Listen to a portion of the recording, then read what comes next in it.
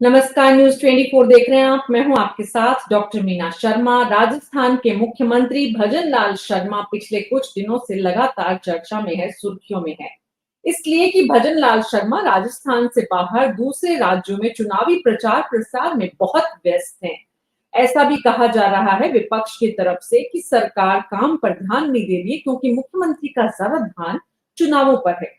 लोकसभा चुनाव के मद्देनजर राजस्थान के मुख्यमंत्री स्टार प्रचारक हैं राजस्थान से, जो दूसरे राज्यों में जाकर अप्रवासी राजस्थानियों को देश में बीजेपी के पक्ष में वोट देने के लिए एकजुट करने का प्रयास कर रहे हैं।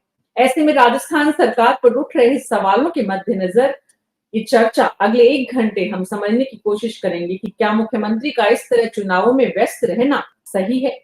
क्या इससे पहले भी राजस्थान के मुख्यमंत्रियों ने इसी तरह विधानसभा चुनाव के बाद, शपथ लेने के बाद लोकसभा के चुनावों में शिरकत की है। पिछले कुछ चुनावों की तस्वीर देखेंगे और उसके बाद ये समझने की कोशिश करेंगे कि मुख्यमंत्री पर ये लगाए जा रहे आरोप कितने सही हैं। मुख्यमंत्री का प्रदेश में रहने से, अपनी सरकार पर ध्यान रहने से कितना फर्क पड़ेगा, और बाकी मशीनरी और उनकी पूरी सरकार दुरुस्त होकर काम उनके रहने और नहीं रहने से कितना करती है और नहीं करती। हमारे साथ शैलेश कौशिक जी बीजेपी के प्रवक्ता है, राजकुमार मीणा कांग्रेस पार्टी के, श्याम सुंदर शर्मा जी वरिष्ठ पत्रकार, मुनेश अरोड़ा जी, डॉक्टर मुनेश अरोड़ा वरिष्ठ पत्रकार, राकेश वशिष्ठ जी वरिष्ठ पत्रकार। आप सभी का बहुत बहुत स्वागत है। शुरुआत राजकुमार मीणा जी आपसे ही करते हैं। पक्ष के कांग्रेस पार्टी के प्रवक्ता हैं आप, और कांग्रेस पार्टी सबसे ज्यादा इस सवाल को उठाने की कोशिश कर रही है राजस्थान की राजनीति में कि मुख्यमंत्री चुनाव प्रचार में व्यस्त हैं। तो क्या मुख्यमंत्री को चुनाव प्रचार में व्यस्त नहीं होना चाहिए, राजकुमार मीणा जी?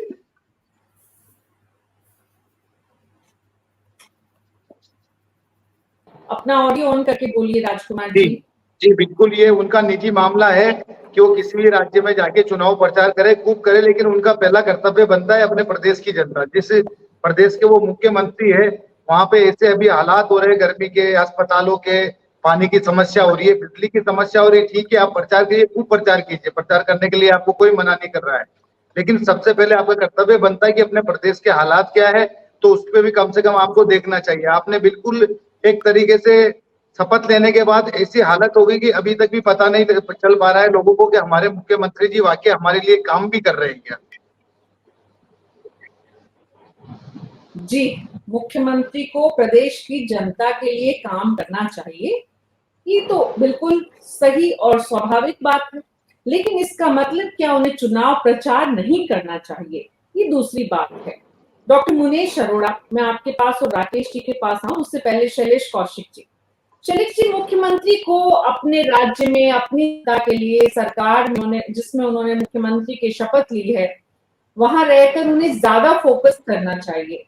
आप भी मानते हैं इस बात को? देखिए मीना जी, मुख्यमंत्री जी अपना जो उनका राज धर्म का कार्य है वो बिल्कुल पूरी तरीके से शपथ लेने के बाद लगातार निभा रहे हैं। जो भी राजस्थान की जनता की चाहे वो समस्याएं हो और चाहे राजस्थान के विकास के मुद्दे हो, हर विषय पर उनकी गंभीरता और उनकी जो संवेदनशीलता है वो निश्चित रूप से समय समय पर नजर आती है।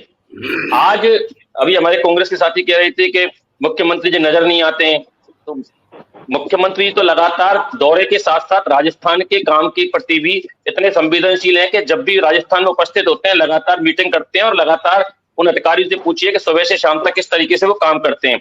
और अगर इनको ध्यान हो तो कल भी माननीय मुख्यमंत्री जी थे और कल भी उन्होंने लगातार डीएम और कलेक्टर और इनसे बात की थी और सबकी मीटिंग ली थी। तो प्रचार अलग विषय है और राजस्थान की जनता का ध्यान रखना, राजस्थान के विकास का काम करना उनका अलग विषय है, और वो दोनों कामों को लगातार सतत रूप से अपने अथक मेहनत के साथ, प्रयास के साथ कर रहे हैं। आप देखिए, अगर ये कहते हैं कि मुख्यमंत्री जी, तो मुख्यमंत्री जी ने अगर इनको ध्यान हो तो कल ही निर्देश दिए थे कि प्रभारी सचिव जितने भी हैं 2-2 दिन अपने क्षेत्रों में जाकर रुकेंगे और इससे जो 12 बिंदु है, चाहे हीटवेव के, पानी के, स्वास्थ्य के, सबके विषय पर अधिकारियों से उपखंड स्तर तक के, तहसील स्तर तक के क्षेत्र में जा रहे हैं लगातार। आज तमाम प्रभारी सचिव आज भी गए हैं और वो लगातार काम कर रहे हैं। डीएम को क्षेत्र में फील्ड में जा रहे हैं, सारे अधिकारी फील्ड में जा रहे हैं। इस बार निश्चित रूप से जो समस्या आई है, गर्मी का मौसम, हम सब यहाँ बैठे हैं, सबको मालूम है कि लंबे समय के बाद शायद हो सकता है कि इतनी जबरदस्त गर्मी पड़ी है। अखबारों के माध्यम से चाहे इसे देखें कि 50 के ऊपर टेम्परेचर जाना, इतिहास में इस तरीके से जो गर्मी का पड़ना, एक समस्या है और इसके निदान के लिए लगातार प्रयास सरकार के स्तर पर किए जा रहे हैं, चाहे वो हॉस्पिटल्स के मामले में हो। आप देखिए कल परसों किस तरीके से 12 हॉस्पिटल्स के सुपरिटेंडेंटों को सस्पेंड नोटिस दिया गया कि उनके जो आदेश दिए थे सरकार ने कूलर, पानी, स्वास्थ्य की व्यवस्थाओं की दृष्टि से जो मामूल, और उस पर तुरंत निरीक्षण करवाए। ये मुख्यमंत्री जी की संवेदनशीलता है कि आप आदेश देने के बाद उनकी कंप्लायंस कितनी हो रही है उसका निरीक्षण करवाना, और उसके बाद जो अव्यवस्थाएं पाए जाने पर उनके खिलाफ कार्रवाई करना। तो ऐसा नहीं है कि जो कांग्रेस के लोग आरोप लगा रहे हैं, मुख्यमंत्री जी राजकाज के कार्य को लगातार दस्तूर जारी कर रहे हैं और पार्टी का प्रचार भी कर रहे हैं, दोनों कामों को लगातार कर रहे हैं। जी, मुख्यमंत्री दोनों काम संतुलन स्थापित करने की कोशिश कर रहे हैं, बीजेपी का ये कहना है। डॉक्टर मुनेश अरोड़ा, एक मुख्यमंत्री का इतना समय जब चुनाव प्रचार में निकलता है तो दूसरे काम में जो कि उनका मूल काम है उसमें समय देना और उस समय के साथ उस प्रदेश के लिए जो उन्हें करना चाहिए वो सब करना, उसमें संतुलन कितना संभव है, जैसा शैलेश कौशिक जी कह रहे हैं? मीना जी, सबसे पहले तो ये आपका जो विषय है ना, तो मेरी एक छोटी सी रिक्वेस्ट, अगर माने आप तो हर विभाग की अलग अलग समस्याओं को लेकर के आप डिबेट कीजिए, तब आपके सामने नट शेल में सामने आएगा कि आखिर स्थिति क्या है। आवाज आ रही है? आवाज आ रही है? आ रही है। हाँ, तो मेरा आपसे एक रिक्वेस्ट है कि जो शैलेश जी कह रहे हैं, मैं सरकार के खिलाफ नहीं हूं, मगर मुख्यमंत्री के न रहने से जो प्रभाव पड़ा है वो जनता भुगत रही है। अधिकारी अधिकारी है, सरकार सरकार है, विधायक विधायक है, सबका अपना इस जनतंत्र में एक रोल होता है। मुख्यमंत्री के बाहर रहने के बावजूद जो हालात है इस समय पे, हालांकि सुधांशु जी बहुत मेहनत कर रहे हैं, काम उन्हीं को करवाना है, मगर जनता सीधा सुधांशु जी तक नहीं पहुंच सकती। वो मंत्री को, मुख्यमंत्री को या विधायकों को कह सकती है कि हमारी ये प्रॉब्लम है। शैलेश कौशिक जी ने जो बात कही है, सरकार चुनी गई है, कम टाइम हुआ, माना मैंने, सब कुछ है, मगर सरकार है, इस बात का एहसास जनता को होना चाहिए। जनता की तकलीफें सुनी जानी चाहिए। आज अब मैं विभाग वाइज अगर लेना शुरू करूं तो बिजली विभाग में अभी चीफ अपने चिकित्सा मंत्री बैठक ले रहे थे और लिफ्ट फंस गई, सरकारी कर्मचारी उसमें फंस गए बुरी तरह से, उनकी हालतें खराब हो गई वहां पे सेक्रेटरीट के अंदर। बैठक के दौरान क्या बुरी हालत हुई है उन कर्मचारियों की लिफ्ट फंसने से। हर 2 घंटे 3 घंटे में लाइट गुल हो जाती है, पानी की हालत खराब है। पुलिस विभाग बिल्कुल निरंकुश, जो हालात है इस समय पुलिस विभाग के, उस पे सबसे ज्यादा कंट्रोल करने की जरूरत है। नगर विकास विभाग क्या हालत है, क्या काम हो रहा है वहां पे। शिक्षा, मदन दिलावर, मैं मानता हूं मदन दिलावर ने बहुत अच्छा काम किया, उन्होंने कोशिश की, मगर जो स्थितियां अभी हैं गांव में, जो इस तरह की गर्मी है, जिस तरह के हालात है, उससे जूझने के लिए जो प्रॉपर इंफ्रास्ट्रक्चर होना चाहिए बच्चों के लिए, वो नहीं है अभी भी गांव के अंदर। हालात पानी के बहुत ज्यादा खराब है गांव के अंदर। उसके बाद आप खनन विभाग, भू माफिया, खनन के अंदर माफिया कितना हावी है, क्या हालात बना रखे हैं खनन माफिया ने। उसके बाद आप चले जाइए चिकित्सा के अंदर, भले कितना भी आप कंट्रोल करने की बात कीजिए, चिकित्सा के अंदर क्या हालात है। मीना जी, सबसे पहले मुख्यमंत्री को 4 जून के बाद भारतीय जनता पार्टी के अपने जो कार्यकर्ता हैं उनकी सुध लेनी पड़ेगी, ताकि उनकी आवाज अधिकारी सुने, तब जाके जनता को राहत मिलेगी। इनके कार्यकर्ताओं की अधिकारी सुन ही नहीं रहे, कोई बात मानी नहीं जा रही इनके अधिकारियों की। जिला अध्यक्ष किसी को फोन कर दे, शहर जिला अध्यक्ष और ग्रामीण जिला अध्यक्ष, तो कोई बात ही नहीं मानता। पुलिस के अंदर इतना निरंकुशता है। अब मैं क्या क्या चीज खोल के आपको बताऊं हालत। अगर थाने किसके लिए बने हैं मीना जी? थाने जनता को राहत देने के लिए बने हैं। 5-5 महीने तक जांच के नाम पर जनता को उलझा के रखा जाएगा तो कैसे राहत मिलेगी? बिजली के लिए कैसे बार बार फोन ही नहीं उठाता।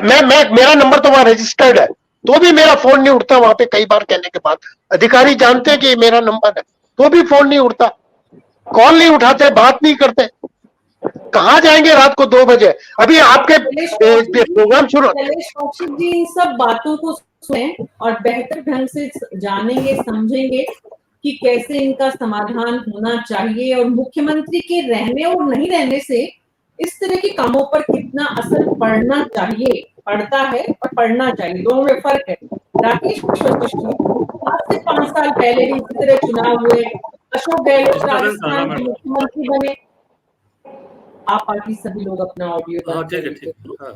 2019 में भी, 2018 में विधानसभा के चुनाव हुए, 19 में लोकसभा के चुनाव हुए थे। राकेश वशिष्ठ जी राजस्थान के मुख्यमंत्री अशोक गहलोत बने थे। चुनाव प्रचार में इस तरह से उनकी भूमिका मुझे याद नहीं आती है। इससे पहले वसुंधरा राजे बनी थी, उसके बाद लोकसभा के चुनाव हुए थे, तब भी हमें ध्यान नहीं आता है कि इतनी व्यस्तता लोकसभा के चुनाव में मुख्यमंत्री की रही हो। यहाँ तक कि दिल्ली जाते थे अशोक जी, तब भी बीजेपी के लोग बहुत शोर मचाते थे कि बार बार दिल्ली जाते हैं अशोक गहलोत। तो ऐसे में मुख्यमंत्री का इतना अपने घर से, अपने प्रदेश से, अपने सचिवालय से, अपने कार्यालय से बाहर रहना काम पर असर डालता है राकेश वशिष्ठ जी? देखिए मीना जी, ये बात तो सही है। जैसा आप कह रही हैं, पुराने अशोक गहलोत जी या वसुंधरा जी के समय में इस तरह के लगातार चुनाव के दौरान कोई मुख्यमंत्री बाहर रहा हो, मुझे भी स्मरण नहीं है। अगर गए भी होंगे तो ध्यान नहीं है कि इस तरह की कोई घटना घटित हुई हो। ये बात भी सही है कि मुख्यमंत्री बनने के बाद लोकसभा चुनावों की घोषणा के तुरंत बाद पार्टी ने इनको, यहाँ हमारे मुख्यमंत्री पर ज्यादा विश्वास किया और उनको चुनाव प्रचार के लिए ज्यादा लगा दिया। अब सवाल ये है कि उनको काम करना चाहिए या नहीं करना चाहिए। बात सही है कि उनको दोनों पक्ष ही देखने चाहिए। अब चूंकि उनके रहने या ना रहने पे कोई इतना ज्यादा असर नहीं पड़ता, क्योंकि आज का डिजिटल, वो भी एडवांस डिजिटल युग है। उनको एक एक बात का पता रहता है कि क्या काम हो रहा है, क्या नहीं हो रहा है। जो संबंधित विभाग होते हैं, उनका जो प्रभारी होते हैं वो संबंधित मंत्री होते हैं। इनका मुख्यमंत्री एक सुपरवाइजिंग अथॉरिटी होती है। ये एक बड़ी विडंबना रही मीना जी कि जो विरोधी पक्ष, और हम लोगों ने भी कई बार चर्चा की है कि मुख्यमंत्री का होना नहीं होना या पता नहीं लगा, चीफ सेक्रेटरी सरकार चला रहे हैं। अब चीफ सेक्रेटरी तो अब भी सरकार चला रहे हैं, तो इसलिए काम सारे हो रहे हैं। अभी मीटिंग में हो रहे हैं, जो दिशा निर्देश हो रहे हैं। अभी उन्होंने कल दिशा निर्देश दिए कि जिले के प्रभारी मंत्री संबंधित जिलों में जाएंगे, 2 दिन वहां रहेंगे। आज आ गए या भरतपुर के अंदर आ गई सुचित त्यागी, वो लगातार सुबह से मीटिंग ले रही है। कल के प्रोग्राम उनके लग रहे हैं। जो कार्यक्रम शिथिल अवस्था में है, उनके खिलाफ कार्रवाई हो रही है। पढ़ने को मिला कि इंजीनियर्स को भी सस्पेंड किया गया। अब सबसे बड़ी दिक्कत क्या है मेरे साथ, देखो सबसे बड़ी जो प्रॉब्लम गर्मी में आ रही है वो पानी की और बिजली की आ रही है। क्या हम और आप ये नहीं समझते कि अपना इंफ्रास्ट्रक्चर इतना बिगड़ा हुआ पिछले सालों के दौरान, क्या उसको दुरुस्त किए बिना ही संभव है? और इंफ्रास्ट्रक्चर क्या 1-2 दिन या 1-2 महीने में सही हो सकता है? इलेक्ट्रिसिटी का हो चाहे वाटर का हो, अभी जो जल जीवन घोटाला पकड़ा, काम पैसा पूरा खर्च होता है लेकिन उसका लाभ जनता को नहीं मिल पाता। ये सबसे दुखद बात है। अब मैं इस बात पे से आपको इस बात के लिए भी नहीं कह सकता कि मुख्यमंत्री को यहाँ रहना चाहिए या नहीं रहना चाहिए। क्यों? कि काम तो सारे हो रहे हैं, अब भी हो रहे हैं। इंफ्रास्ट्रक्चर आपको 1-2 दिन में कर नहीं सकते, उसके लिए लंबी प्लानिंग करनी पड़ेगी जो बिगड़ा हुआ है। तो इसलिए मैं समझता हूँ कि उनके रहने या ना रहने से ये तो आभास होता है कि यहाँ सरकार मुख्यमंत्री को, आम जन लोगों में, कि मुख्यमंत्री को यहाँ थोड़ा ज्यादा सक्रिय रहना चाहिए। वो नहीं रह पा रहे। अब 1-2 दिन की बात और है, इसके बाद सक्रिय तो रहेंगे।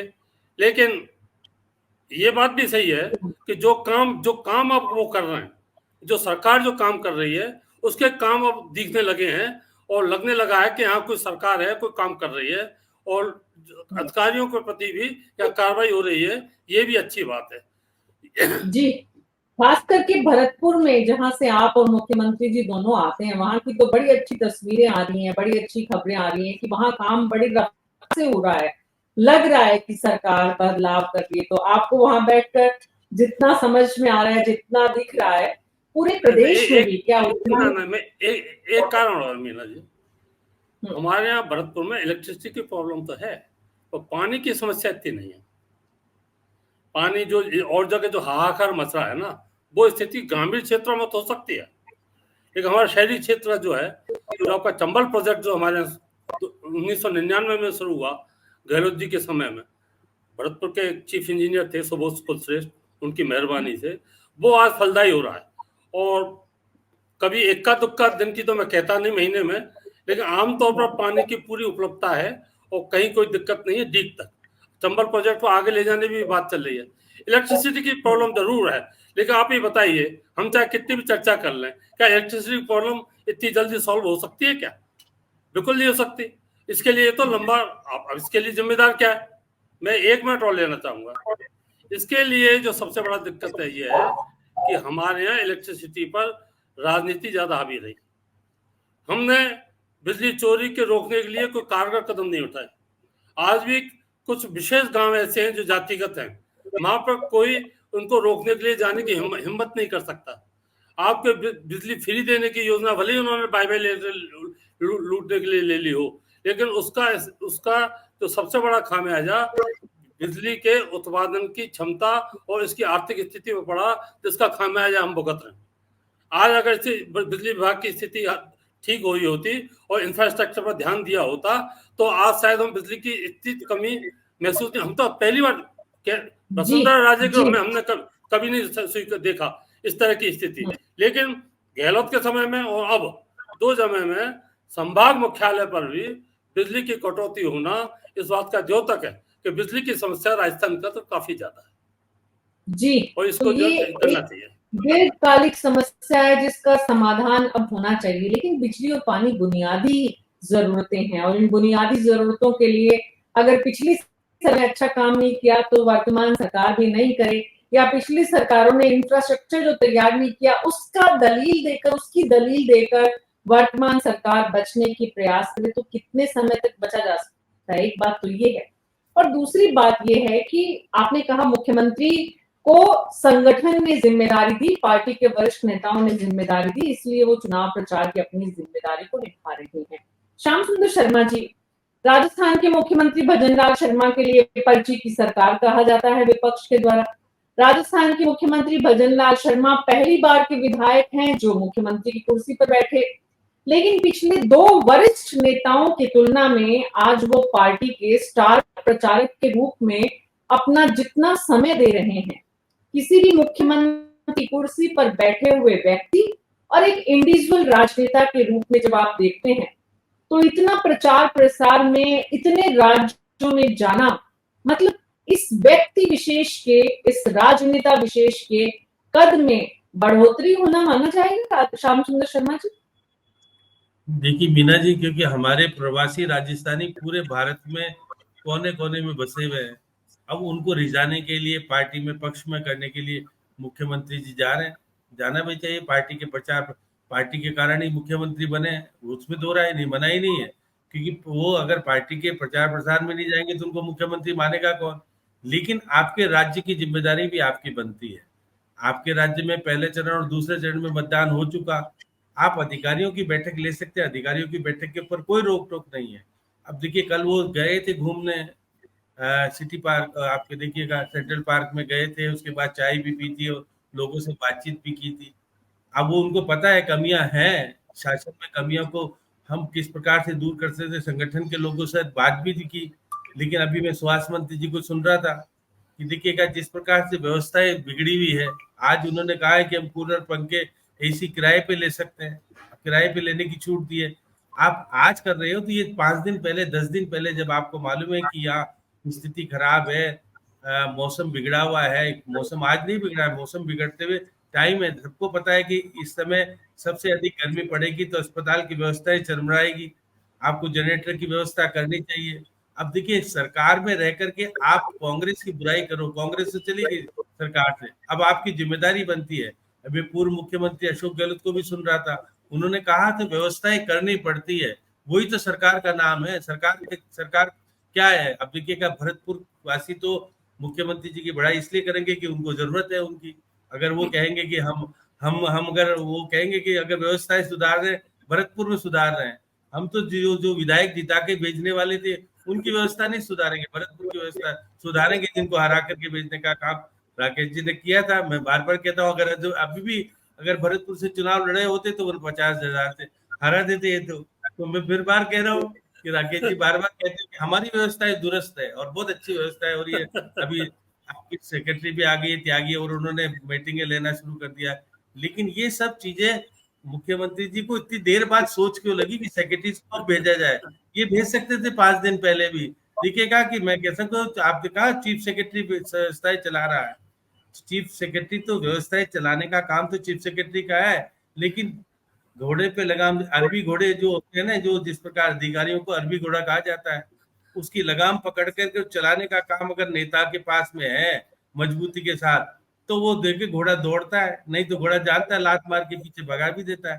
तो इसलिए निश्चित तौर पर हम, क्योंकि मुख्यमंत्री की जिम्मेदारी आपकी मिल गई, आप अब ये नहीं कह सकते कि मैं मुख्यमंत्री नहीं हूँ, मेरी कोई कहना नहीं मानता। डबल इंजन की सरकार, अब नया इंजन और तैयार कर रहे हो, अब नया इंजन 4 जून के बाद नया इंजन और आ जाएगा। अभी तो सिंगल इंजन तो आपके पास है, और डबल इंजन अभी तक ऐसा नहीं खत्म हो गया है। आप केंद्र सरकार से क्या व्यवस्थाएं लेकर के आए और किस तरह की व्यवस्थाएं सुधारने का काम किया था?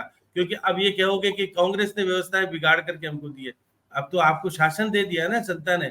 जनता ने ये सोच के नहीं दिया था कि आप आओगे तो ये कहोगे कि जनता ने हमको बिगाड़ के दिया, टाइम लगेगा। अरे आपको व्यवस्थाएं सुधारने के लिए 4 महीने का समय मिला, उसके बाद आप डबल इंजन के बाद भी आप व्यवस्थाएं सुधार नहीं पा रहे हो, तो दोष किसको दोगे आप? अब आप, मैं कह रहा हूँ ना, अभी चिकित्सा मंत्री जी कह रहे थे कि हमने एसी, कूलर और पंखे किराए पे लेने के आदेश कर दिए। ये आप 10 दिन पहले भी कर सकते थे।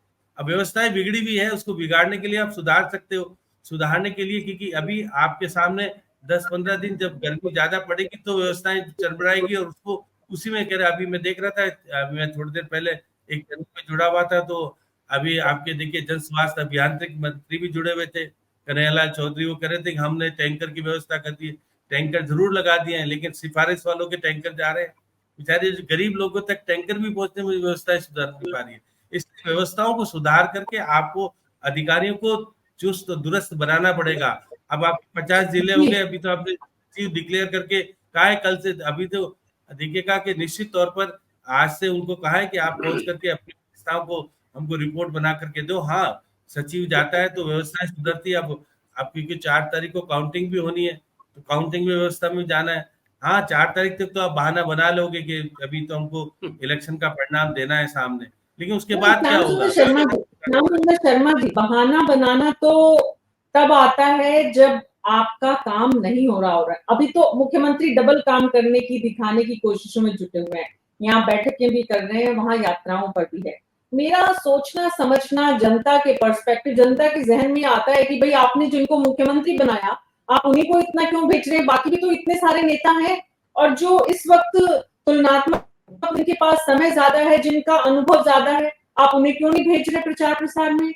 तो राजकुमार मीणा जी, एक सवाल ये उठता है कि जब कोई आम नेता और कोई खास नेता जाता है, उसका फर्क हमारे समाज में यहाँ बैठा हुआ है।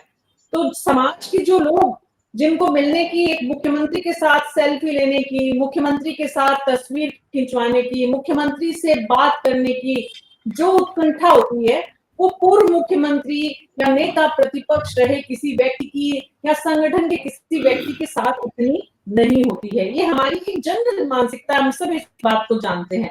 राजकुमार मीणा जी, क्या बीजेपी इस मानसिकता को समझे हुए अपने दूसरे नेताओं की तुलना में अगर भजन लाल शर्मा को भेजती है, तो आप ये महसूस करते हैं कि ज्यादा लोगों को जोड़ पाती है पार्टी, और पार्टी को चुनाव में उसका फायदा, इजाफा भी निश्चित रूप से ज्यादा होता है? जब मुख्यमंत्री जाता है तो लवाजमे के साथ जाता है, जब मुख्यमंत्री जाता है तो प्रोटोकॉल भी होते हैं, मुख्यमंत्री के नाम से लोग ज्यादा जुटते हैं।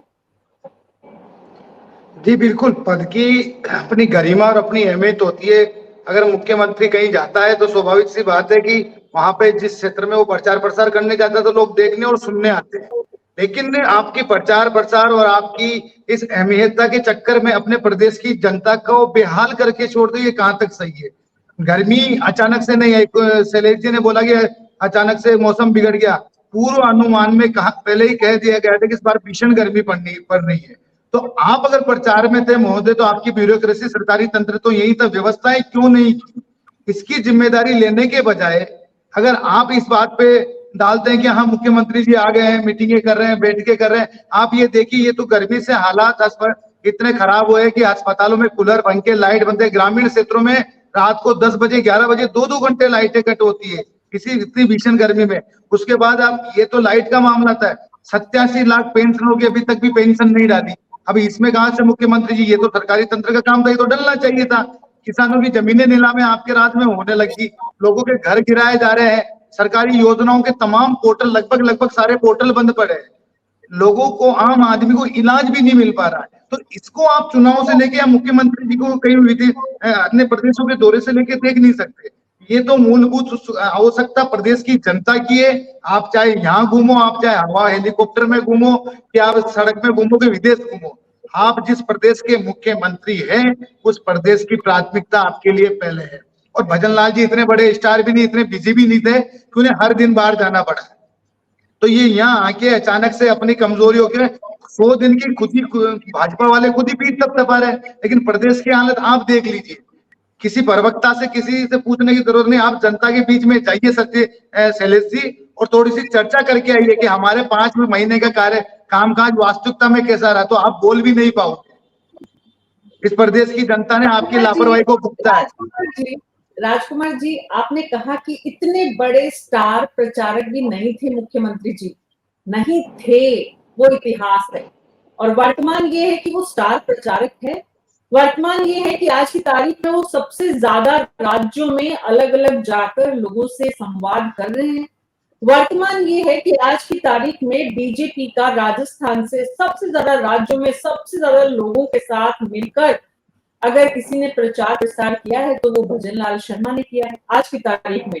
अब आपका काम है विपक्ष का कि आप पूरी गिनती करिए कौन सा नेता, खास करके मुख्यमंत्री पर जब आप सवाल उठा रहे हैं तो आप उनके घंटों का हिसाब भी रखिए। मीना जी, ये प्रदेश में जब से मुख्यमंत्री जी बने तब से उन्होंने घूमने का और प्रभार का ही काम किया है। मैं यही बोल रहा हूँ, आप जनता के काम क्यों नहीं किए? आप एक बात बताइए, सरकार के मंत्री, सरकार के विधायक आपकी सरकार को पत्र लिख रहे हैं कि भाई मेरी विधानसभा में पानी पहुंचा दो, बिजली पहुंचा दो। विपक्ष को तो छोड़िए, आपके खुद के मंत्री विधायक लिख रहे हैं। तो ये आपकी जो अस्थिरता है, भजन लाल जी का जो अस्थिरता का, उनको खुद को भी मालूम नहीं है कि शायद मैं मुख्यमंत्री भी रहूंगा नहीं रहूंगा। जितनी बगावत और जितनी खुल के आप लोगों के सामने आ रही है। भजन लाल जी ने आज एक बात बताइए, कौन सा धरातल पे एक काम गिनवा दीजिए कि भजन लाल जी ने सरकार बनने के बाद इस जनता की, आम जन के लिए, भलाई के लिए कर दिया हो। वो जब से आए, जब से घूमने का, हेलीकॉप्टर से नीचे ही नहीं उतरे। प्रदेश की जनता ही कहने लगी कि भजन लाल जी कभी सड़कों पे भी चल लो। तो ये तो कोई कहने का वो तर्क नहीं होता कि सबसे ज्यादा प्रचार किया वो क्या, वो संघ के कार्यकर्ता थे, उन्होंने जिस हिसाब से उनको पार्टी ने जिम्मेदारी दी घूम रहे, लेकिन उनकी प्राथमिक जिम्मेदारी क्या थी वो उनको खुद को समझना चाहिए एज ए मुख्यमंत्री जी। अब मुख्यमंत्री एज ए उनकी जिम्मेदारी है राजस्थान की जनता के लिए काम करना। राजस्थान की जनता को पैसा मिले इसके लिए जरूरी है कि केंद्र में भी बीजेपी की सरकार आए, कड़ी से कड़ी मिले इसके लिए जरूरी है कि वो बीजेपी के सीट को बढ़ाने के लिए काम करे। ऐसे में अगर पार्टी ने उन्हें जिम्मेदारी दी है या वो खुद अपनी जिम्मेदारी समझकर पार्टी का भला करने की कोशिशों में जुटे हुए हैं, तो कुल मिलाकर तो वो प्रदेश का ही भला नहीं कर रहे क्या राजकुमार मीणा जी?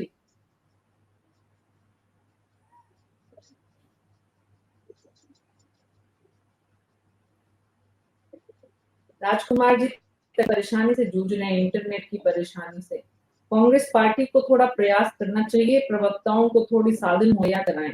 शैलेश कौशिक जी, मैं आपके पास आई। शैलेश जी, सवाल ये है कि ये फैसला पार्टी का है कि मुख्यमंत्री जी का खुद का है? मीना जी, 2-3 विषय अभी डिबेट में आए थे, दोनों तीनों विषय पर अपनी बात रखने की कोशिश करूंगा। सबसे पहले तो कांग्रेस के प्रवक्ता, एक बात मेरी बात समझ में नहीं आई कि जैसे उनके राहुल गांधी कंफ्यूज रहते हैं, ऐसे ये प्रवक्ता भी कंफ्यूज हैं। एक तरफ तो वो कह रहे थे कि दिन में जब से मुख्यमंत्री बनते हैं जब से लगातार हेलीकॉप्टर से उतरे नहीं है, और दूसरी बात वो कह रहे थे कि वो इतने बड़े स्टार प्रचारक नहीं है। तो इनके समझ में नहीं आती कि इनके क्या है, मतलब इनको, इनके संग समस्या ये है कि आज तक राजस्थान में कांग्रेस में इनके इतिहास में कोई इतना बड़ा नेता नहीं हुआ जिस तरीके से भजन लाल जी को केंद्रीय नेतृत्व द्वारा जिम्मेदारी देने के बाद लगातार हिंदुस्तान के तमाम राज्य 15 से अधिक राज्यों में दौरे किए हैं और जिस तरीके से उनका कद बढ़ा है और जो कद बढ़ा है उन्होंने काम किया है, निश्चित रूप से 4 जून के बाद परिणाम आने के बाद जब केंद्र में भारतीय जनता पार्टी की सरकार बनेगी, इसका लगातार 5 साल राजस्थान की जनता को लाभ मिलेगा, तमाम योजनाओं के माध्यम से, तमाम विकास के माध्यम से। अब आज इनको दिक्कत ये है कि ये अपनी बात को नहीं कह रहे थे। दूसरी बात, मैं एक बात कहना चाहूंगा कि देखिए, मुख्यमंत्री जी ने 2 विषय होते हैं, एक तो होता है दीर्घकालिक प्रयास किसी भी समस्या के लिए और तात्कालिक प्रयास।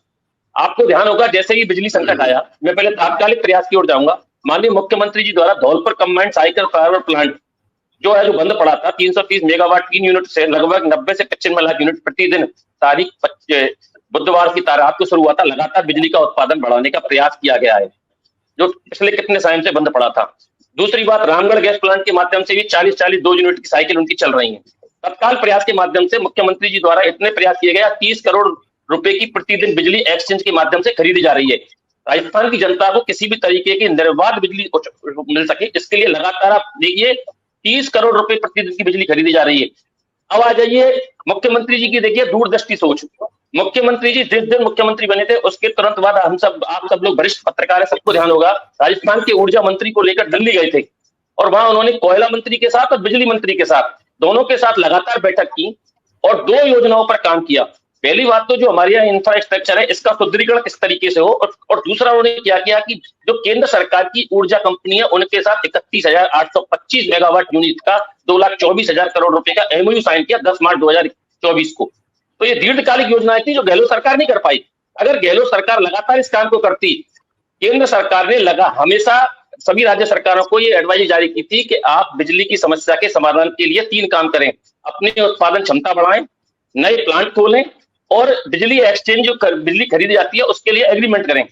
आप बताइए, गहलोत सरकार को जो बिजली की उत्पादन क्षमता बढ़ानी थी उसकी चौथाई उत्पादन क्षमता नहीं बढ़ा पाई, और जो एग्रीमेंट किया, कोड़ में खास सबसे बड़ा गहलोत सरकार ने काम किया कि उन्होंने बिजली जो खरीदी 34,800 लाख यूनिट, वो उन्होंने रबी की फसल के समय खरीदी थी, जो खरीदी थी सितंबर से फरवरी तक, और उसके देने का एग्रीमेंट किया। आप उसका एग्रीमेंट बाद में कर सकते थे। आज राजस्थान में जिस वक्त बिजली की आवश्यकता है लगभग 2.25 लाख यूनिट प्रतिदिन दी जा रही है दूसरे राज्यों को जिनसे हमने ली थी, तो गहलोत सरकार इसका एग्रीमेंट इसके बाद में देने की तय कर सकती थी।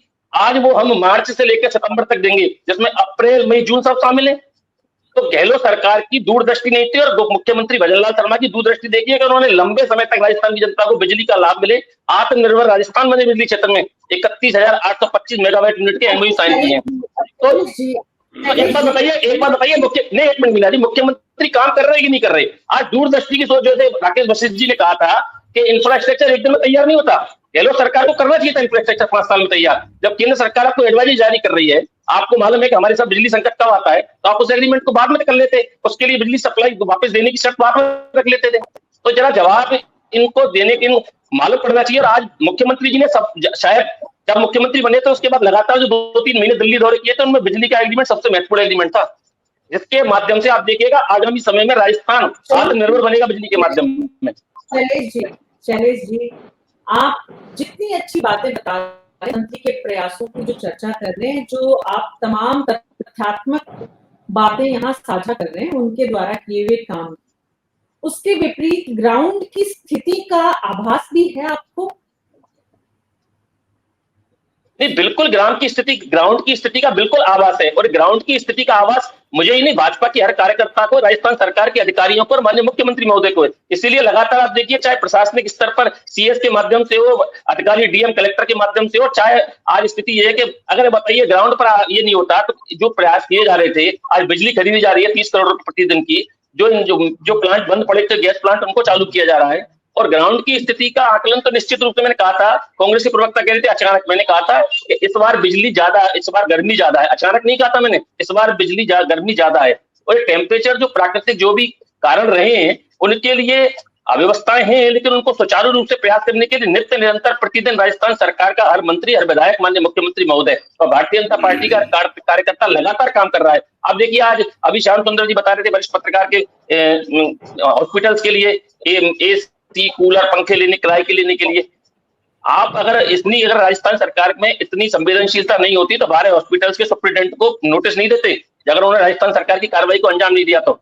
इसलिए राजस्थान सरकार की जनता, बल्कि हर जनता के हर दर्द को माननीय मुख्यमंत्री जी, भारतीय जनता पार्टी की सरकार समझ रही है, दर्द को समझ रही है, ग्राउंड पर जाकर समझ रही है, और उसके स्थायी निवारण के प्रयास लगातार जारी भी हैं।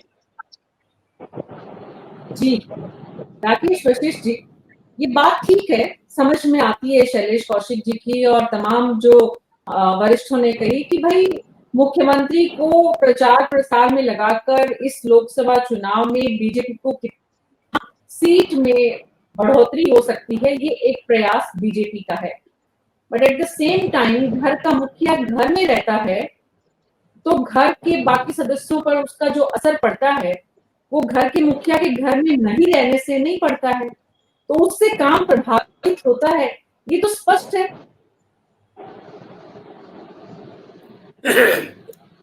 देखिए मीना जी,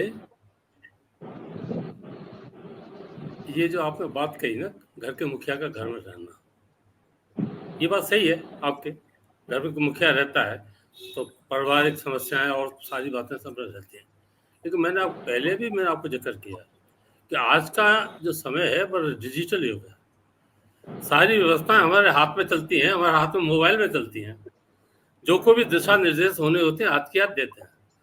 दूसरी बात, जो काम करेंगे वो अधिकारी वर्ग करेगा, मुख्यमंत्री या मंत्रीगण तो केवल दिशा निर्देश दे सकते हैं, नीति बना सकते हैं। उन्होंने दिशा निर्देश दिए, सेक्रेटरीज को भेजा। अब श्याम सुंदर जी ने जिक्र, मैं तो भरतपुर की कहता हूं तो श्याम सुंदर जी को थोड़ी नाराजगी हो जाती है मुझसे, ऐसा नहीं है, मैं तो भरतपुर में बैठा हूं इसलिए तो जिक्र भरतपुर का ही करूंगा श्याम सुंदर जी। लेकिन जो सेक्रेटरी गए हैं, ऐसा नहीं है भरतपुर में आए, वो 50 जिले के अंदर गए हैं और वहां बैठ करके वो सारी कार्य प्रणाली को देख रहे हैं, 2-2 दिन के लिए देख रहे हैं। आज मुझे बड़ा अच्छा लगा, बहुत दिनों बाद श्याम सुंदर जी से साक्षात्कार होने का, बहुत दिनों बाद हो रहे हैं साक्षात्कार, लेकिन अच्छे इनके जो, उनसे हम कुछ सीख भी लेते हैं इनके कहने से।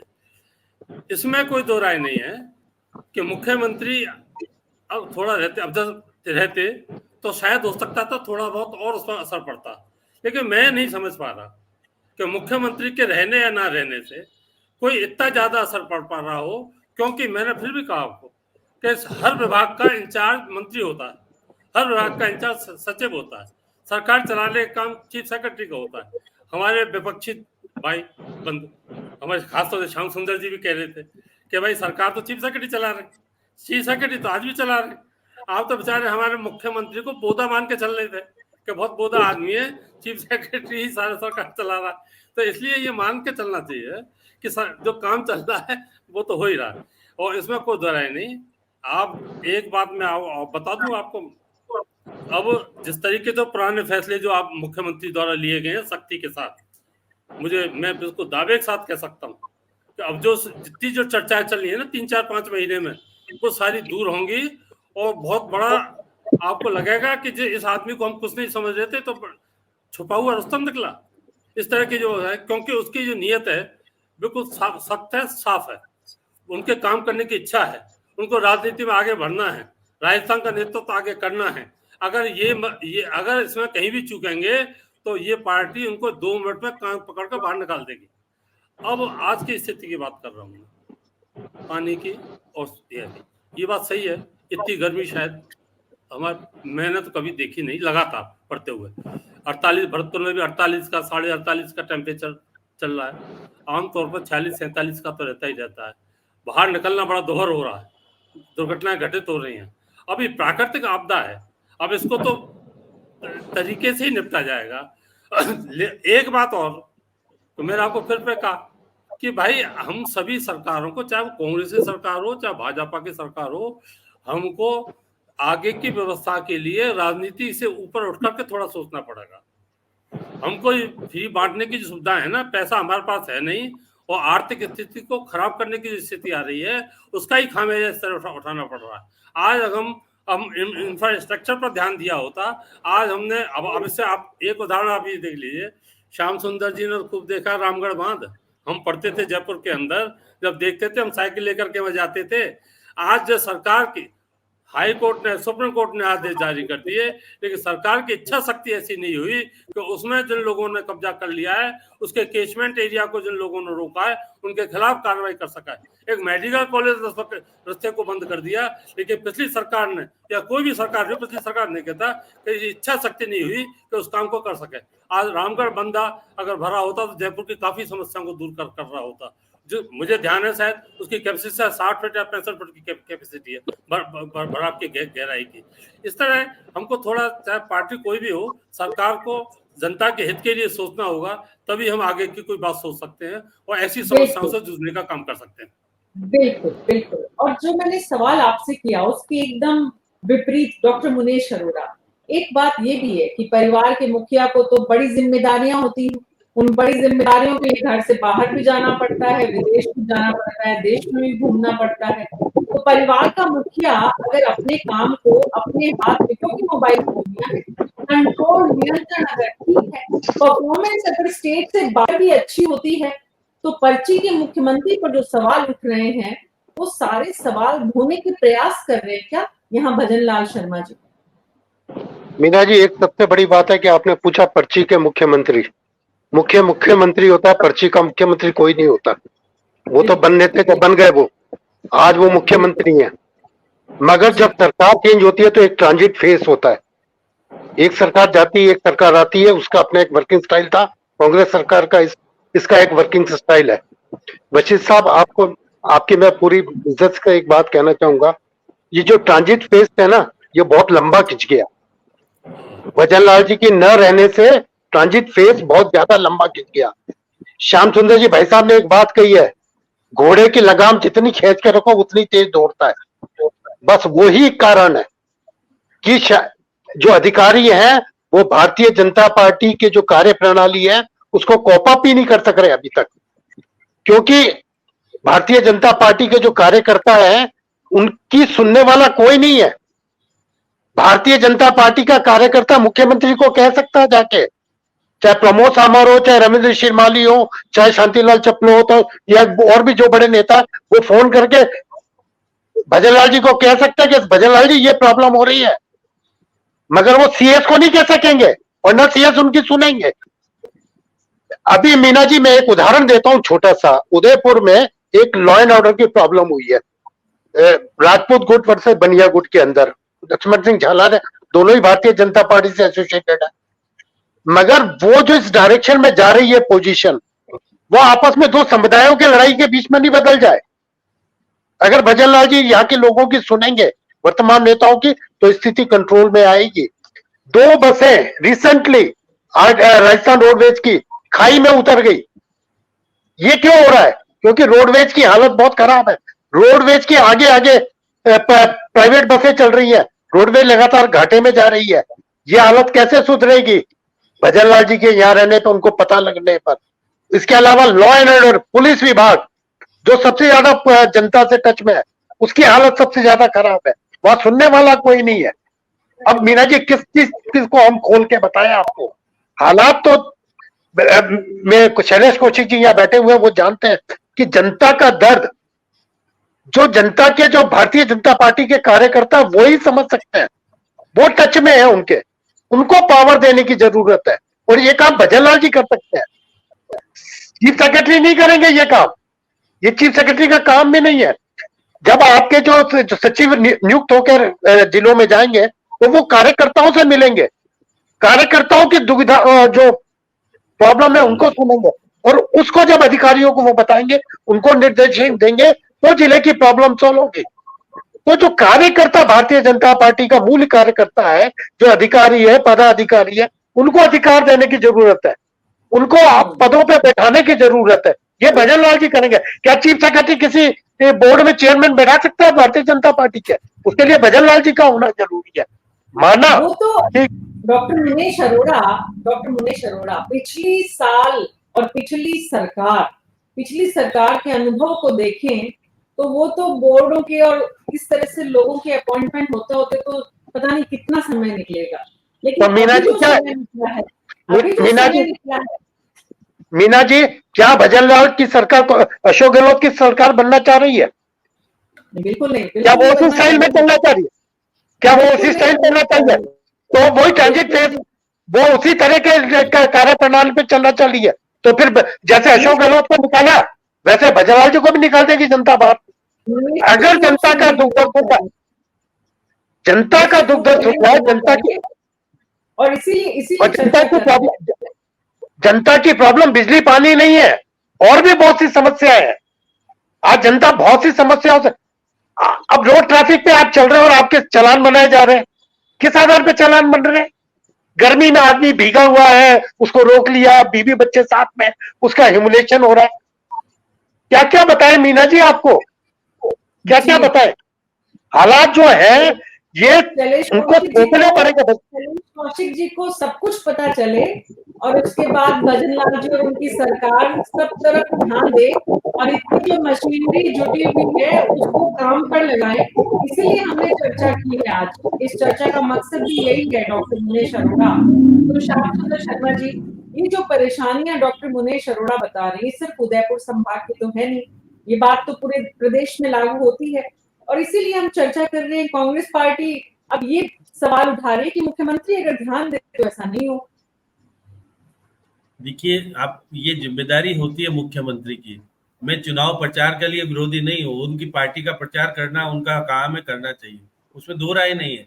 लेकिन जयपुर में जब आते हैं, फुर्सत में होते हैं, तो आपको प्रशासनिक व्यवस्था को संभालने के लिए आपको दिशा निर्देश आप ही को देने पड़ेंगे। बहुत सारी चीजें मुख्यमंत्री के कारण सुधरती है। अगर एक मुख्यमंत्री बैठक, आजकल तो वीडियो कॉन्फ्रेंसिंग है, आपको बहुत सुविधाएं इतनी हो गई है। संगठन के साथ आपने बातचीत की, लेकिन संगठन के लोग ढंग से जुड़े नहीं थे। मैं मुख्यमंत्री जी ने अभी देखिएगा 2 दिन पहले ही आपने देखा था कि कुछ फोटोग्राफ आए थे, समाचार भी आए थे हमारे पास तक, कि हमने संगठन के लोगों को जोड़ करके पूछा क्या व्यवस्था है, कैसी स्थिति है, लेकिन संगठन के लोगों ने जो शिकायत की उसको उजागर नहीं किया मुख्यमंत्री। बहुत सारी समस्याओं का समाधान मुख्यमंत्री जी कर सकते हैं, क्योंकि मुख्यमंत्री जी के पास वो व्यवस्था है जो किसी के पास, दूसरे के पास व्यवस्था नहीं होती। आप बताइए कि कितने मंत्री अभी तक देखने को मिल रहे हैं कि आपके अंदर चुनाव प्रचार प्रसार में कितने मंत्री व्यस्त है? बहुत ज्यादा नहीं, अब तो सब आ चुके। केवल मुख्यमंत्री पंजाब जा रहे हैं या बाकी जगह जा रहे हैं, बाकी जगह तो और तो कोई जा नहीं रहा है, क्योंकि व्यवस्थाएं मुख्यमंत्री के पास हैं, वो हेलीकॉप्टर वगैरह से जा सकते हैं। या प्रदेश अध्यक्ष पूरी तरह से गायब है। संगठन को सक्रिय करना चाहिए था। 4 तारीख को काउंटिंग होगी, वो जिम्मेदारी आपकी है, लेकिन जिस प्रकार की व्यवस्थाओं को सुधारने का काम करना चाहिए। अब देखिए, हम मुख्यमंत्री को इसलिए कहना चाहते हैं क्योंकि हमारा विधायक है, हम अधिकार के पूर्वक कह सकते हैं कि हमारी व्यवस्था सुधारो। आप भरतपुर के थोड़ी ना हो, मैं बार बार कह रहा हूँ, आप कहिए था, जी बार बार देखिए जिता के हमने भेजा उनको। और देखिए निश्चित रूप से बातचीत होने का काम मेरे से भी होती है, इनसे भी होती है, लेकिन वो भरतपुर में इन्होंने निश्चित रूप से शिकायत केंद्र खोला। अब शिकायत केंद्र में कितनी शिकायतें आ रही होगी, किस तरह की व्यवस्था होगी, वो राकेश जी को ज्यादा पता होगी। हमारे यहाँ भी एक केंद्र खुला हुआ है, केंद्र में सक्रियता कितनी है नहीं है, लेकिन निश्चित तौर पर मैं कह रहा हूँ गए थे, देखिएगा, मैं तो देखा आपको कहा ना, सेंट्रल पार्क में गए, लोगों से मिले, बातचीत, शाहू के यहाँ चाय भी पी, और उसके बाद कुछ कार्यकर्ताओं के साथ उन्होंने पक्षियों के लिए भी दाना डाल के कहा कि परिंदे बांधो, सारी चीजें करी उन्होंने। संदेश देने का काम किया नहीं किया? मैं कह रहा हूँ काम करना चाहिए। अगर ये मुख्यमंत्री है तो ही तो उनके ऊपर कहा जा रहा है निगर। अगर आज वसुंधरा राजे होती तो वसुंधरा राजे को कहते, अब वसुंधरा राजे गायब है पूरा सिनेरियो। अब क्योंकि देखिए संगठन कमजोर, श्याम सुंदर शर्मा जी, श्याम जी, सवाल ये है कि मुख्यमंत्री जी जो काम कर रहे हैं, क्या वसुंधरा राजे वो नहीं कर सकती थी? क्या वो प्रचार प्रसार की जिम्मेदारी नहीं संभाल सकती थी और मुख्यमंत्री जी प्रदेश संभालते? ये नहीं हो सकता था, लेकिन ये नहीं हुआ। ये नहीं हुआ तो इसका मतलब क्या है, इसके मायने क्या है, इसका अर्थ क्या है? इसका अर्थ ये है कि मुख्यमंत्री का कद पार्टी ने बढ़ाया है, संदेश का काम किया है। जो विपक्ष आरोप लगा रहा है उन पर, उसकी तुलना में उन्हें ज्यादा लोगों तक पहुंचने का अवसर मिल रहा है। देखिए, मैं कह रहा हूँ इस चुनाव में कम से कम मुख्यमंत्री जी को प्रवासी राजस्थानियों से मिलने का मौका तो मिला, क्योंकि मौका ही नहीं मिलता। अगर चुनाव नहीं होते तो मुख्यमंत्री जी इतने दौरे नहीं कर सकते थे जिस तरह से दौरे किए। और निश्चित रूप से आप देखिएगा सभाएं कम हुई, होटलों में ज्यादा विचार विमर्श हुआ। आप देखिएगा वहां के उद्योगपति या बड़े बड़े लोग हैं जो प्रचार प्रसार की बजाय वो अपने व्यवस्था करते हैं, और आपने देखा 5 स्टार होटलों में बैठ के ज्यादा हुई। राकेश जी आपने भी देखा, मैंने फोटो देखी, इसलिए बता रहा हूँ। निश्चित तौर पर वो ये कहते हैं कि देखिए आप आए, हम स्वागत भी करेंगे, और वो जानते हैं कि मुख्यमंत्री आया है तो हमारी फोटो भी छपेगी और लोगों के साथ रहने का व्यवहार भी होता है। और उनको पता है हम जयपुर जाएंगे तो मुख्यमंत्री से हमारी सीधी पकड़ हो जाएगी, तो हो सकता है हमारे गाँव के लिए कुछ करा लें। तो निश्चित रूप से मुख्यमंत्री का महत्व होता है अपने आप में। वो वोटों में कन्वर्ट कितने करा पाएंगे ये तो देखिएगा। तेलंगाना में ज्यादा गए, क्योंकि तेलंगाना में जो संगठन के देखिए चंद्रशेखर मिश्रा आजकल कहाँ है तेलंगाना में। 4 दिन मुख्यमंत्री जी को ले लिया वहां पर, उन्होंने 4 दिन मुख्यमंत्री जी के, क्योंकि उनके पास मुख्यमंत्री बनाने की जिम्मेदारी चंद्रशेखर मिश्रा कहते मैंने बनाया, तो वो उनके पर गए थे, वहां पे रह के आए। अब आंध्र प्रदेश में भी हमारे अरुण सिंह है, वो भी है वहां पर देखिए प्रभारी, क्योंकि एंड टाइम पर यहाँ से बदल करके वहां पर भेजा गया। तो ये निश्चित तौर पर मुख्यमंत्री की जिम्मेदारी ज्यादा हो गई। अब राजेंद्र राठौड़ को तो पूछ नहीं रहा कोई, वो तो राजस्थान के रह गए। अब सतीश पूंजा को निश्चित रूप से हरियाणा में, क्योंकि जाट समुदाय है इसलिए जाटों को व्यवस्था करने के लिए सतीश पूंजा को हरियाणा में लगाया। वो कितने कारगर होंगे मुझे नहीं पता, कैसी व्यवस्था होगी, क्या व्यवस्था बदलाव होगा। लेकिन जिस प्रकार से आप देखिए मोहन यादव जी को यूपी में चुनाव प्रचार के लिए भेज रहे नहीं भेज रहे, वो अखिलेश के क्षेत्रों में जाकर के कह रहे मैं यादव हूँ, भाजपा को वोट देने का काम कर रहे हैं। आजकल बहुत सारी चीजें हैं, तो इसलिए मैं कह सकता हूँ जिस तरह की छींटाकशी हो रही है, जिस तरह की काम हो रहा है, काम देखिए, काम मुख्यमंत्री है इसलिए लोग कहेंगे उनको, और कहना भी चाहिए। मुख्यमंत्री का दायित्व बनता है कि जी, इस राज्य तो इसका मतलब एक बात तो साफ है, आप सब लोगों की बात से जो निकल कर आ रही है वो ये कि मुख्यमंत्री के वहां जाने से निश्चित रूप से उन लोगों पर असर पड़ेगा जिन लोगों के बीच में वो पहुंच रहे हैं, चाहे वो उन राज्यों के उद्योगपति हो, व्यापारी हो, आम नागरिक हो। दूसरी बात ये कि मुख्यमंत्री के वहां जाने से एक तरफ जनता पर असर पड़ेगा, जनता का फुटप्रिंट बढ़ेगा, लोग ज्यादा संख्या में आएंगे, वहीं दूसरी तरफ मुख्यमंत्री के कद में भी इजाफा ही होगा, इससे कमी नहीं आएगी। अब अगर केंद्र में बीजेपी की सरकार लाने में मुख्यमंत्री भजन लाल शर्मा छोटा सा भी कंट्रीब्यूशन करते हैं, तब भी ये राजस्थान की जनता के लिए, वो तो पार्टी के भीतर और प्रदेश की जनता के भीतर यही बताएंगे कि भाई उन्होंने अच्छा काम किया अपनी पार्टी के लिए, तो अब वो अपने प्रदेश के लिए अच्छा काम करेंगे। तो ऐसे में कुल मिलाकर जो बात निकल कर आ रही है, आप सब लोगों से चर्चा के बाद मुनेश जी और राकेश जी दोनों के पास आऊंगी, क्योंकि डॉक्टर मुनेश अरोड़ा, आपने जितने सवाल उठाए हैं, जितनी परेशानियां हैं, उन परेशानियों को एड्रेस करने के लिए भी मुख्यमंत्री का खुद का ताकतवर होना जरूरी है, और ये उनके ताकतवर होने की निशानी के रूप में, संदेश के रूप में इस तरह चुनाव प्रचार में उनको इतनी जिम्मेदारी दी गई, आप मानते हैं? मीरा जी, उनको जो ताकत देने की बात तो सही है, मगर जो मोदी जी की पॉलिसी है वो एक नया जो नए लोगों को तैयार करना है, नए नेताओं को तैयार करके सामने लाना है जनता के लिए। वो सेकंड लाइन तैयार कर रहे हैं। आप देखिए शिवराज जी को हटा दिया, वसुंधरा को हटा दिया, खट्टर जी को हटा दिया, उनकी जगह नए नेता ले आए, भजन लाल जी ले आए, उधर उनको ले आया। तो इसके पीछे सोच है मोदी की, और मोदी की सोच सेकंड लाइन को डेवलप करने की है। जैसे यूपी में योगी जी है, आज वो अच्छा नाम कमा रहे हैं, आज उन्होंने अच्छा इंफ्रास्ट्रक्चर किया, ताकि उनको ये लग रहा है कि एक नया जोश है इन लोगों में। ये जो मोदी की सोच है ना, ये उसके परिणाम है। मगर जो आपका जो मूल प्रश्न है, जहां से आपने ये डिबेट शुरू की है कि जहां जो भजन लाल जी बाहर गए हैं उसके क्या इफेक्ट है, बाहर जाना अच्छा है उनका, इससे राजस्थान को लाभ मिलेगा। हो सकता है फ्यूचर में कोई उद्योग भी यहाँ आ जाए, कुछ और भी चीजें उधर मिल जाए, इंफ्रास्ट्रक्चर के लिए कुछ पैसा भी सेंट्रल से आ जाए। उनके जितनी उनकी निकटता बढ़ेगी बाहर से, उतना वो राज्य को फायदा दिलाएंगे। वो बात मीना जी बिल्कुल सही है आपकी। मगर दूसरी तरफ क्योंकि 4 महीने हो गए हैं, ट्रांजिट फेज इतना बड़ा हो गया है, अधिकारियों को ये लग ही नहीं रहा कि बीजेपी की सरकार आ गई है। इंपॉर्टेंट ये है कि बीजेपी की सरकार को यह एहसास कराना पड़ेगा कि अब ये बीजेपी की सरकार है, और उसके लिए इंपॉर्टेंट है कि जन सुनवाई हो, नीचे के स्तर पर जन सुनवाई हो, उसमें मुख्यमंत्री उस जन सुनवाई को पूरी तरह से खुद मॉनिटर करे, हर प्रॉब्लम को खुद देखे, विभाग वाइज देखे। क्योंकि जब तक जनता की नहीं सुनोगे, जनता तरस रहेगी। बिजली पानी तो ठीक है, टेम्परेरी है, 1 जुलाई को तो बरसातें वैसे भी आ जाएंगी, और महीना वैसे भी आप कुछ करोगे तो वैसे ही निकल जाना है। मगर जनता को ये लगना चाहिए कि सरकार आई है, कार्यकर्ता को लगना चाहिए भारतीय जनता पार्टी, जब तक भारतीय जनता पार्टी के कार्यकर्ता में आत्मविश्वास नहीं आएगा, उसको ये नहीं लगेगा कि अधिकारियों पर उनका कंट्रोल है। आज अधिकारियों पे भारतीय जनता पार्टी के कार्यकर्ता कंट्रोल में नहीं है, तो भजन लाल जी को चाहिए कि अपने अधिकारियों को ये सिखाएं और ये बताएं कि मेरे भारतीय जनता पार्टी का कोई भी वर्कर अगर कोई कंप्लेंट लाता है तो उस पर कार्रवाई करने की जिम्मेदारी आपकी है। अगर उसने मेरे पास कोई शिकायत भेज दी तो मैं तुरंत आपके खिलाफ कार्रवाई करूंगा। ये मूल उद्देश्य आपकी आज इस डिबेट का है और मैं मानता हूं कि ये बात बिल्कुल सही है, आप उसके नजदीक पहुंच गई है।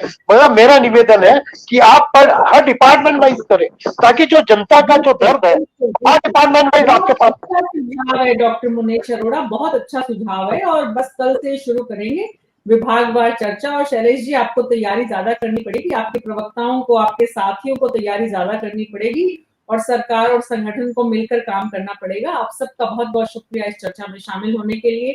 उम्मीद करते हैं कि हमने जिस मकसद से इस चर्चा को किया है, राजस्थान की सरकार, राजस्थान के मंत्री और उनके सहयोगी इस बात को समझेंगे, प्रदेश की जनता को कैसे जल्दी राहत मिले इस गर्मी की जो समस्या है और साथ में जो बिजली का संकट है, उसके बीच में लॉ एंड ऑर्डर एक और बड़ी समस्या लगातार राजस्थान में बनती जा रही है और तमाम परेशानियां जिनका इस कार्यक्रम में हमने जिक्र किया, उनकी तरफ सरकार ध्यान दे, मुख्यमंत्री जी ध्यान दे और तमाम जो मुख्यमंत्री पर सवाल उठ रहे हैं उनका जवाब दे। इसी मकसद के साथ आज मेरे साथ इतना है। नमस्कार।